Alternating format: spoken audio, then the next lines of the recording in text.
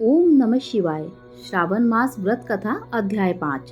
श्रावण मास में किए जाने वाले व्रत अनुष्ठानों का महत्व बताते हुए ईश्वर सनत कुमार को रविवार व्रत कथा सुनाते हैं। सुकर्मा नामक दरिद्र ब्राह्मण स्त्रियों से व्रत की विधि जानकर उसका पालन करता है। इस व्रत के प्रभाव से वह धनवान बनता है। ऐसे में आइए विस्तार से जानते हैं स्कंद पुराण के श्रावण मास महात्म्य में प्रकीर्णक नाना व्रत, रविवार व्रत आदि कथन नामक 5वां अध्याय में क्या लिखा है। श्रावण मास में किए जाने वाले विभिन्न व्रत अनुष्ठान और रविवार व्रत वर्णन में सुकर्मा द्विज की कथा। ईश्वर बोले, हे सनत कुमार, करोड़ों पार्थिव लिंगों का महत्व और उनका पुण्य बताया नहीं जा सकता।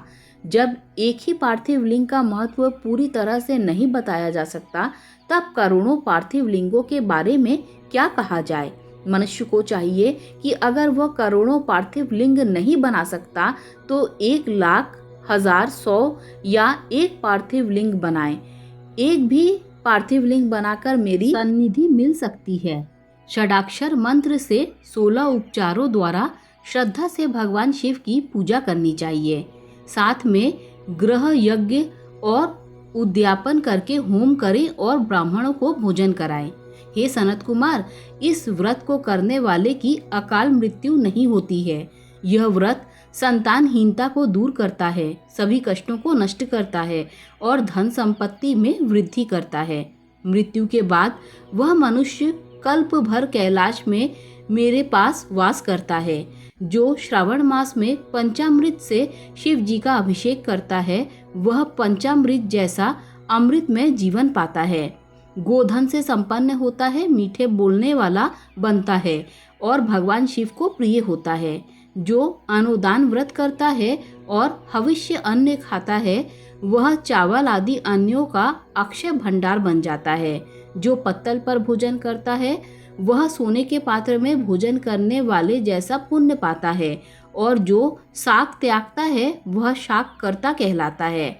जो श्रावण मास में भूमि पर सोता है, वह कैलाश में निवास पाने योग्य होता है। इस मास में अगर कोई एक दिन भी सुबह स्नान करता है तो उसे 1 साल तक स्नान करने का फल मिलता है। इस महीने में इंद्रियों पर नियंत्रण रखने से इंद्रिय बल बढ़ता है। इस मास में कोई भी शिवलिंग स्फटिक, पत्थर, मिट्टी, चंदन, घी, धातु या नवनीत से बना हो या स्वयं प्रकट न भी हो, अगर उसकी श्रद्धा से पूजा की जाए तो वह सैकड़ों ब्रह्म हत्या जैसे पापों को नष्ट करता है। सूर्य या चंद्र ग्रहण के समय किसी तीर्थ में जो सिद्धि 1,00,000 जाप से मिलती है, वह इस मास में केवल एक बार जाप करने से ही मिल जाती है। इस मास में एक बार किया गया नमस्कार और प्रदक्षिणा अन्य समय में 1000 बार किए गए नमस्कार के समान फल देती है। वेदों का पाठ करने से सभी वेद मंत्र सिद्ध हो जाते हैं। श्रद्धा से इस मास में पुरुष सूक्त का 1000 बार पाठ करना चाहिए। कलयुग में 4 गुना, वर्ण संख्या के अनुसार 100 गुना या यह संभव न हो तो केवल 100 बार पाठ अवश्य करना चाहिए। ऐसे करने से ब्रह्म हत्या जैसे पापों से मुक्त हो जाता है, इसमें कोई संदेह नहीं। जो गुरु की पत्नी से संबंध बनाकर पाप करता है, उसके लिए यही सबसे बड़ा प्रायश्चित है। इससे बढ़कर पुण्य देने वाला, पवित्र और पाप नाश करने वाला कुछ नहीं है। इस मास में एक दिन भी पुरुष सूक्त का जाप किए बिना नहीं बिताना चाहिए। जो इसे अर्थहीन मानता है, वह नरक जाता है। इस महीना में समिधा, चारू, तिल और घी से गृह यज्ञ होम करना चाहिए। शिव के रूपों का ध्यान करके धूप, गंध, फूल, नैवेद्य आदि से पूजा करनी चाहिए। अपनी शक्ति के अनुसार कोटि होम, लक्ष्य होम या 10,000 होम करना चाहिए। ओम भू, ओम भुवः, ओम सुवः के 7 तीरों से गृह यज्ञ नामक होम करना चाहिए। अब मैं वारों के अनुसार किए जाने वाले व्रतों का वर्णन करूंगा, आप ध्यानपूर्वक सुनिए। हे अनग, सबसे पहले मैं रविवार के व्रत के बारे में बताता हूँ। इस संबंध में एक प्राचीन कथा है। प्रतिष्ठानपुर में सुकर्मा नामक एक ब्राह्मण था। वह दरिद्र, कृपण और भिक्षा मांगने वाला था। एक बार वह अन्न मांगने के लिए नगर में गया।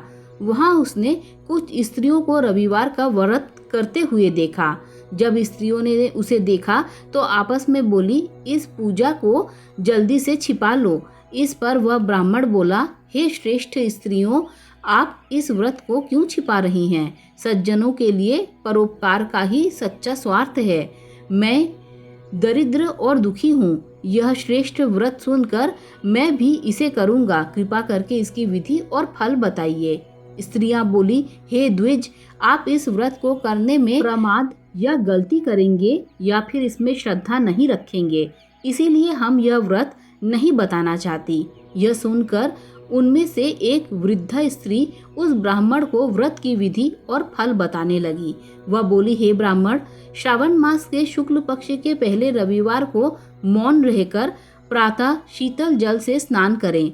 फिर नित्य कर्म करके पान के एक पत्ते पर लाल चंदन से सूर्य के समान गोलाकार 12 मंडल बनाएं। फिर उन मंडलों में संज्ञा सहित सूर्य की पूजा करें। फिर घुटनों के बल झुककर 12 मंडलों पर लाल चंदन और जवा कुसुम से अर्घ दें और श्रद्धा से पूजा करें।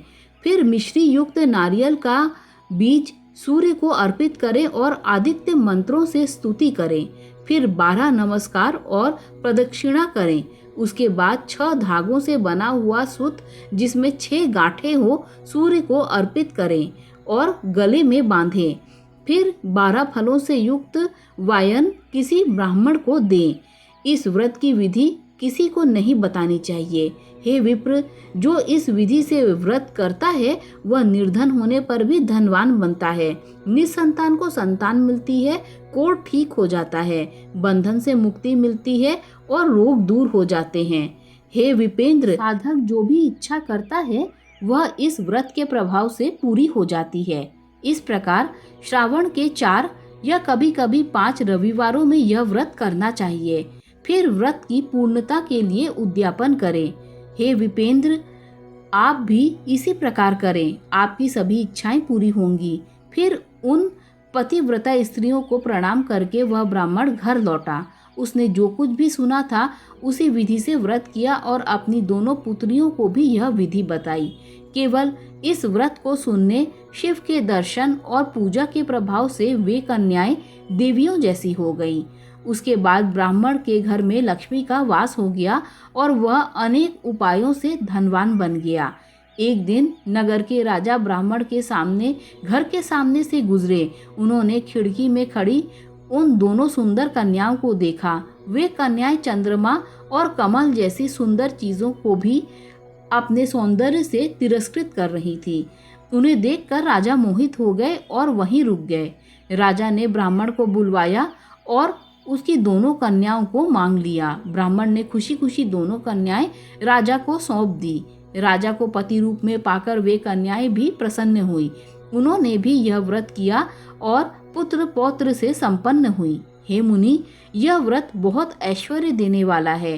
हे विधि नंदन, जिस व्रत को केवल सुनने से मनुष्य की सभी इच्छाएं पूरी कर लेता है, उसके करने से फल का वर्णन कैसे किया जा सकता है। इस प्रकार श्री स्कंद पुराण के अंतर्गत ईश्वर और सनत कुमार संवाद में श्रावण महात्म्य में प्रकीर्णन, नाना व्रत, रविवार व्रतादि कथन नामक 5वां अध्याय पूर्ण हुआ। ओम नमः शिवाय, ओम नमः शिवाय, ओम नमः शिवाय।